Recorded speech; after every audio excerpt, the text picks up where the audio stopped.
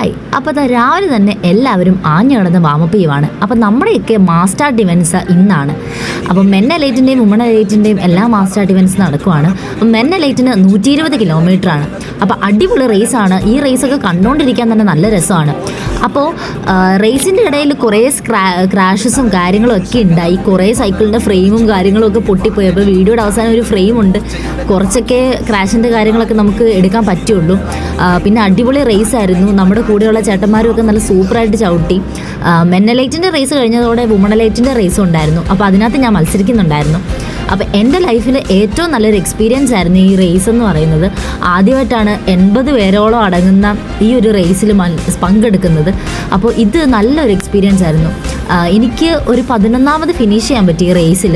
കുറേ വീഴ്ചകളൊക്കെ ഉണ്ടായി, പക്ഷേ വീഴ്ചയിലൊന്നും പെടാതെ ഫിനിഷ് ചെയ്തത് അത്രയും വലിയൊരു കാര്യമായിട്ടാണ് ഞാൻ കാണുന്നത്.